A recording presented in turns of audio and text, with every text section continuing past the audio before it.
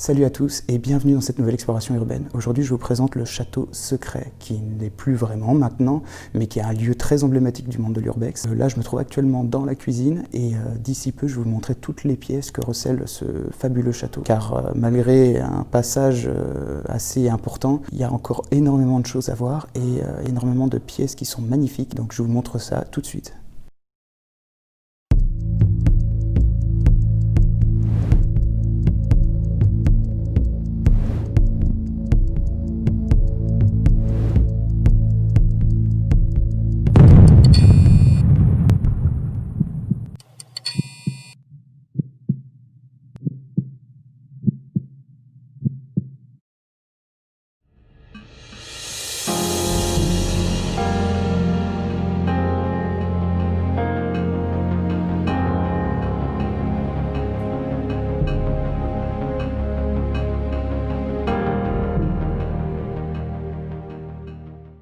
Et on se retrouve dans la cuisine, donc, qui est assez en bazar comme vous pouvez le constater, mais qui a encore pas mal d'objets à son actif.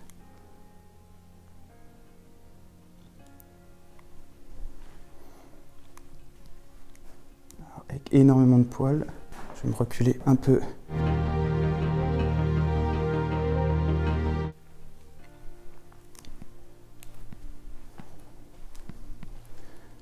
Alors j'ai pu faire un petit tour au préalable, mais je ne vais pas vous montrer toutes les pièces, je vais surtout montrer les plus intéressantes parce qu'il y en a beaucoup dans ce château, et pas mal, comme vous pouvez le constater, qui sont quand même bien en bazar.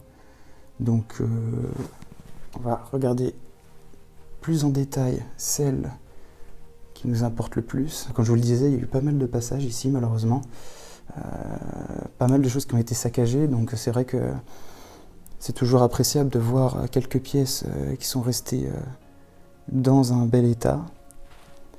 Un vieil aspirateur, dis donc. Je ne sais pas si vous pouvez le distinguer en entier. Et là, nous allons arriver dans la pièce principale. Donc normalement c'est par là qu'on rentre dans le château. Mais bon, comme vous pouvez vous en douter, il faut trouver d'autres entrées, car sinon ce serait trop simple d'aller ici. Donc il y a vraiment pas mal de meubles, hein, comme vous pouvez le voir, qui sont encore restés, des meubles d'époque.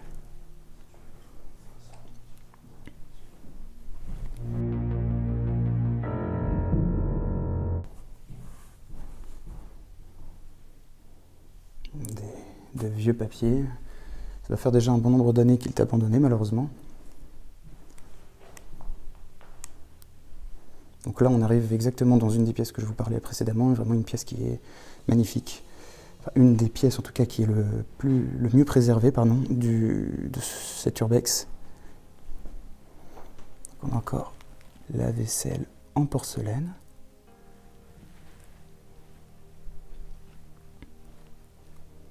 Un vieux canapé. Quelques éléments encore qui sont sur la table.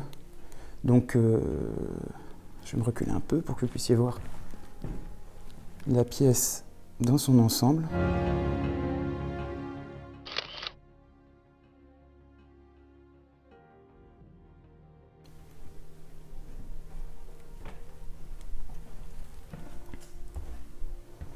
Donc peut-être une arrière-cuisine.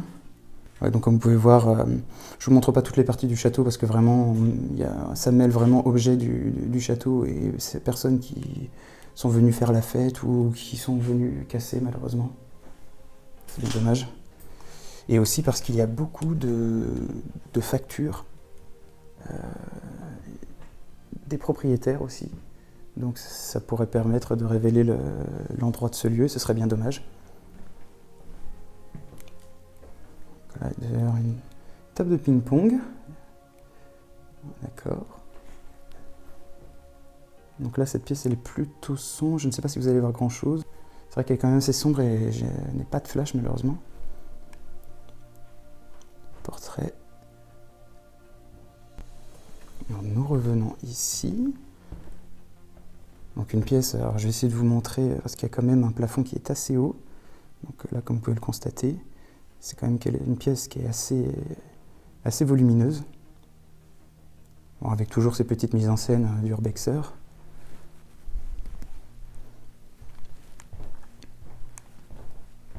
Alors une autre pièce, mais qui je pense va être plutôt sombre malheureusement. Donc on distingue un vieux piano, beaucoup de vaisselle encore.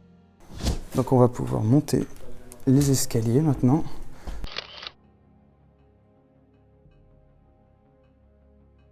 Parce qu'on a vu l'ensemble des pièces du rez-de-chaussée, dont 2 qui sont dans la pénombre, j'en suis désolé, mais les volets ont été crochetés pour pas qu'on puisse les ouvrir. Donc on va arriver dans un deuxième lieu emblématique de ce spot. Si vous entendez dans la vidéo d'autres personnes, c'est normal, parce qu'il y a d'autres urbexers.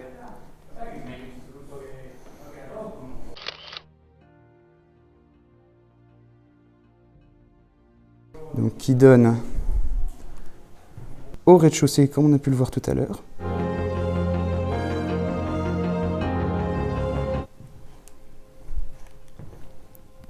Comme vous pouvez le voir, il y a vraiment beaucoup d'endroits qui ont été saccagés. Je suis désolé, je suis obligé de monter sur le matelas. Alors, une autre pièce qui est dans la pénombre, mais vraisemblablement une chambre. Avec le lit, les fauteuils.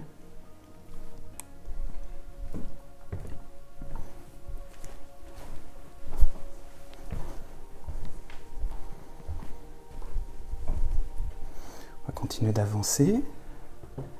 Alors, gauche ou droite? Droite. Donc là, on va arriver vers une nouvelle chambre encore, j'imagine. Très jolie chambre. Il y a même encore, c'est un peu délicat, mais il y a encore la culotte de la petite fille, j'imagine. Donc, de ce que j'ai pu voir, c'est une famille italienne qui avait ce château et qui accueillait ses enfants et ses petits-enfants. Et malheureusement, ils ont eu, comme beaucoup, des difficultés financières.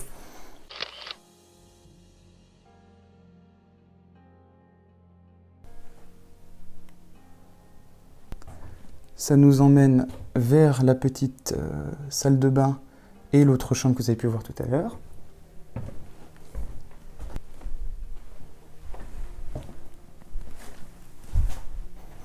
Et on arrive vers une deuxième chambre. Donc j'imagine... Enfin, j'ai même pas besoin d'imaginer parce que c'est vraiment un petit lit, donc vraiment un lit pour enfants. Et puis c'est une petite chambre d'ailleurs qui comporte pas mal de jouets encore. Et pas mal de Barbie par terre. Je ne vais pas vous montrer dans les détails tous les jouets qu'il peut y avoir, mais vous voyez au sol, je vous montre un peu le sol, il y en a vraiment pas mal. Donc c'est dommage, j'imagine que ceux qui l'ont découvert au début devaient être très contents parce qu'il n'était pas trop saccagé.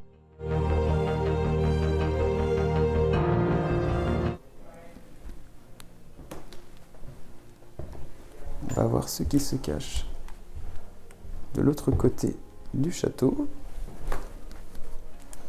Donc certaines pièces sont fermées, je ne vais pas les forcer. Un très beau spot qui est encore, malgré tout, malgré le saccage, a été quand même bien conservé pour certains endroits.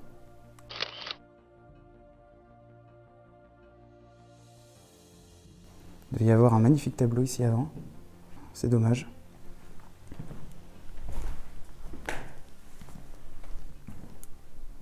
Nous arrivons dans une nouvelle pièce. Donc je vous montre pas en détail, il y a pas mal de factures dans cette pièce-là qui sont aux anciens propriétaires, leur relevé de compte, etc. Donc je peux éviter de donner trop d'informations sur ce lieu. Très beau tableau. Pastille Vichy. C'est vrai que c'est assez délicat de sélectionner les objets qu'on peut montrer ou pas. Vous pouvez vous constater aussi au sol qu'il y a eu une petite bagarre d'oreiller, je pense.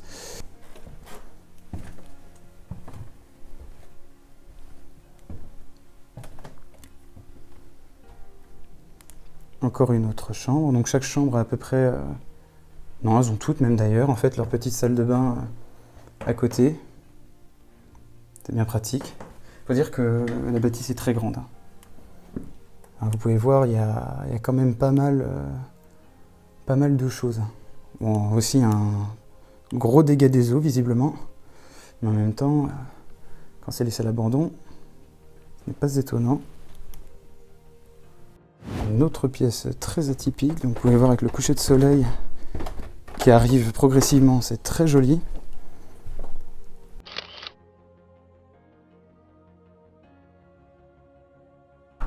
Un vieux landau, un grand lit encore, vous pouvez voir, donc c'est bien, c'est parce que cette pièce là elle est assez lumineuse, donc je peux vous la montrer sans difficulté. Ouais, comme vous pouvez voir, il y a pas mal de jouets, hein, vraiment pas mal de livres et pas mal de jouets aussi, donc ils ont vraiment voulu faire plaisir à leurs enfants et leurs petits-enfants.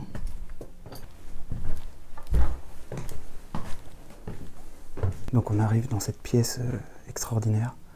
Donc pour ceux qui connaissent le spot, c'est la plus iconique du lieu. Donc cette riche famille italienne devait certainement faire de la couture ici.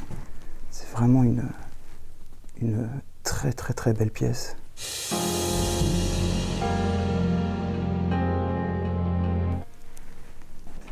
Ah, regardez-moi avec toutes les vieilles machines, c'est vraiment extraordinaire.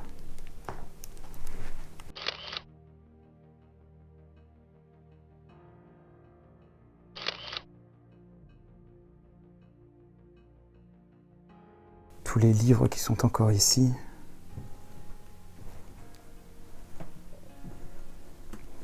Alors, des vieux comme des nouveaux, j'imagine. Comme vous avez pu le constater dans le spot, beaucoup de vieux journaux.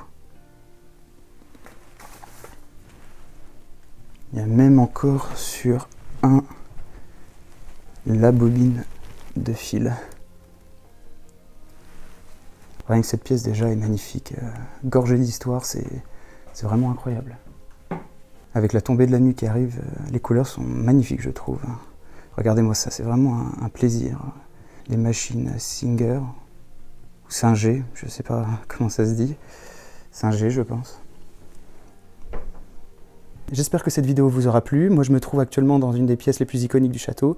Je n'ai pas pu tout filmer malheureusement car la demeure est assez grande et je n'avais pas assez le temps. Mais j'espère que cette petite partie vous aura plu. Si c'est le cas, je vous laisse vous abonner et je vous dis à très vite pour de nouvelles explorations urbaines. A plus!